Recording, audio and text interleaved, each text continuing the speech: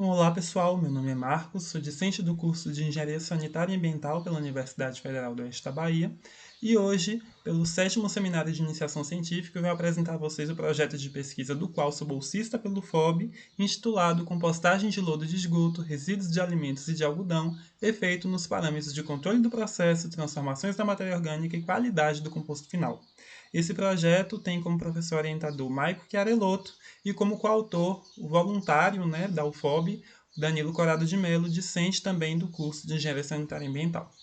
Portanto, constitui um projeto da área das engenharias. Bom, resíduos sólidos orgânicos representam cerca de 50 a 60% da quantidade de resíduos que chega aos aterros sanitários no Brasil,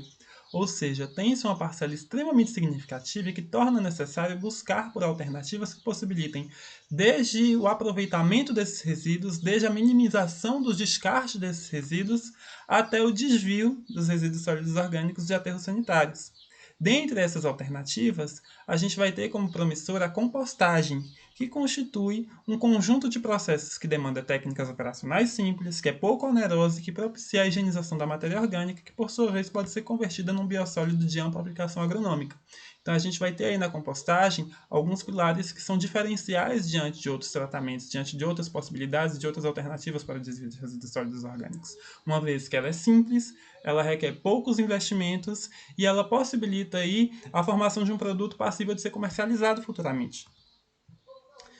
Entretanto, para que a compostagem seja efetiva, alguns parâmetros, alguns fatores precisam ser controlados. E é o caso da relação carbono-nitrogênio, a relação CN, que mostra-se bastante sensível durante o processo, devendo ser mantida em faixas que otimizem a bioxidação da matéria orgânica. Sendo assim, diante dessa sensibilidade, acaba que a utilização de um único tipo de resíduo pode manter essa relação CN desequilibrada. E a partir daí, torna-se sugestivas combinações de resíduos conforme a disponibilidade local para otimizar a compostagem.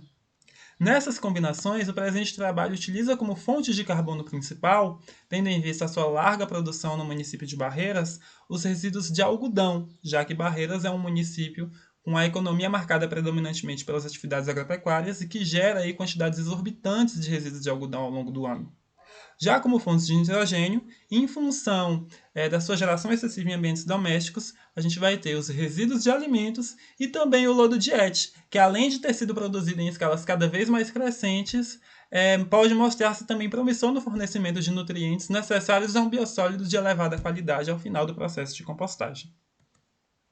Sendo assim, o presente projeto tem como objetivo avaliar a viabilidade do tratamento de resíduos de alimentos, algodão e lodo de ET por meio do processo de compostagem, conduzido em diferentes proporções de resíduos. A metodologia parte de que os tratamentos foram conduzidos em reatores aeróbios, com volume útil de 20 litros, conforme indica aí a figura 2, e os substratos iniciais tiveram suas composições formadas a partir dessa combinação, onde o tratamento 1 era composto de 50% de resíduos de algodão e 50% de resíduos de alimento, tratamento 2 de 50% de resíduos de algodão, mais 25% de resíduos de alimento, mais 25% do resíduo lodo, e o tratamento 3 de 50% do resíduo de algodão, mais 50% do resíduo lodo. Com relação aos parâmetros físico-químicos que foram analisados, tem-se que a temperatura ambiente e a temperatura dos reatores foram aferidas diariamente com auxílio de um termômetro de mercúrio, e com base nesses valores de temperatura, a partir das recomendações de Vico, foram determinados também outros parâmetros térmicos, que é o caso da acumulação exotérmica e das razões BP-TV e a acumulação exotérmica BP, onde é importante a gente destacar que BP corresponde ao período de bioxidação e TV ao período termofílico, equivalente à quantidade de dias em que o processo de compostagem, onde os reatores apresentaram temperaturas acima de 40 graus Celsius. Além disso, tem-se também que os parâmetros pH, condutividade elétrica, carbono orgânico total, nitrogênio total Kildo, relação CN, fósforo, potássio, capacidade de troca de cátions e a relação CTCC foram determinadas de acordo com as recomendações da Embrapa. Bom, com base nos resultados obtidos, tem-se que o período bioxidativo foi de 41 dias para os 3 tratamentos. E aí a gente tem nessa figura 3 alguns dados referentes aos parâmetros térmicos que foram analisados. Percebe-se que os 3 tratamentos tiveram comportamentos semelhantes, perfis similares de crescimento com relação à acumulação exotérmica. Entretanto, apesar dessa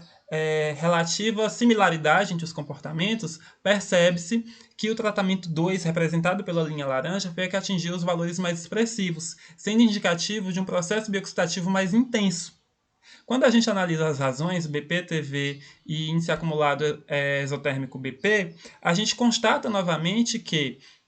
o tratamento 2, que reúne os três tipos de resíduos, foi o que apresentou os valores mais satisfatórios na compostagem. Porque quanto maior essa acumulação exotérmica com base no BP, no período de bioxidação, e quanto menor é a razão BP-TV, melhor foi a compostagem no sentido de se promover uma bioxidação mais intensa, uma atividade microbiana mais forte, né? Já quando a gente analisa os outros parâmetros físico-químicos, a gente percebe novamente que todos os parâmetros analisados nos três tratamentos, apesar de ter uma exceção ou outra, tiveram comportamentos similares e atingiram resultados finais semelhantes.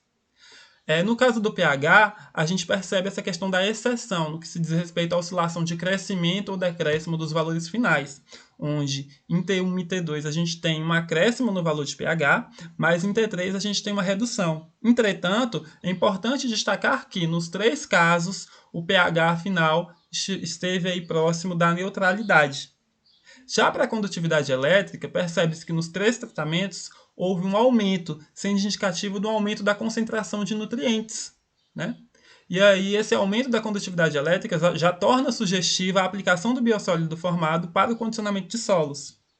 Já em relação ao COT, carbono orgânico total, a gente percebe aí reduções nos três tratamentos. Então, tem-se novamente aí uma evidência de um comportamento similar. Para o nitrogênio total Kildall, a gente vai ter aí um aumento nos valores finais da concentração, que é indicativo da formação de um biossólido já de elevada qualidade. E aí a gente tem que, se COT aumentou e se NTK diminuiu, se COT diminuiu, perdão, gente, e NTK aumentou, a gente percebe que a relação CN também tende a diminuir com o tempo, o que era também esperado em função dessa questão da degradação da matéria orgânica.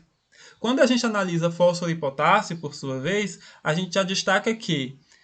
independente de acréscimo ou decréscimo, os valores finais percebidos nos três tratamentos para os dois parâmetros mostram-se bastante próximos. E isso indica que a compostagem foi efetiva e teve resultados semelhantes nos três tratamentos, nas três configurações de resíduos apresentadas. Já com relação ao CTC e a relação de CTC e carbono, a gente percebe que, com o tempo,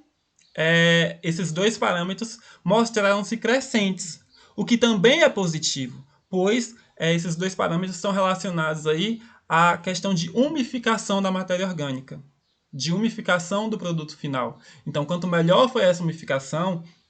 maior é atingido o CTC e a relação CTC-C, né? A relação CTC-carbono. E além disso, né, além de evidenciar que todos os parâmetros tiveram comportamentos semelhantes, atingiram resultados semelhantes também, nos três tratamentos eles apresentaram resultados finais compatíveis com os limites estabelecidos pelo Ministério da Agricultura, Pecuária e Abastecimento, que é o MAPA, para a aplicação dos biossólidos no condicionamento de solos. Então fica evidente aí mais uma vez que nos três tratamentos, apesar de houverem diferenças com relação aos valores que foram alcançados ao final do processo, a compostagem foi efetiva. E isso permite que a gente conclua que a compostagem é viável para o tratamento de resíduos sólidos orgânicos, resíduos de algodão, resíduos de alimentos e lodo de estação de tratamento de esgoto. E nas configurações apresentadas, os três tratamentos apresentaram comportamentos e resultados similares, constituindo biossólidos aplicáveis no condicionamento de solos. Entretanto, é importante destacar que o tratamento 2 apresentou resultados mais expressivos no que se refere aos nutrientes e atividade bioxidativa, sendo, portanto, mais efetivo na compostagem, pois, além de atingir esses resultados, possibilita também o tratamento, de três tipos de resíduos sólidos orgânicos diferentes, já que esse é o tratamento que combina os três resíduos.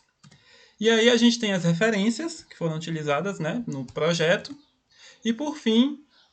as empresas que contribuíram para a realização desse projeto. E aí fica evidente que a gente gostaria de agradecer ao UFOB pelo fornecimento da bolsa, à empresa baiana de água e saneamento, a Embasa, pelo fornecimento do lodo, e à ABAPO pelo fornecimento do algodão, que foram os recursos necessários para que a gente conseguisse desenvolver esse projeto. E muito obrigado a você que assistiu até aqui.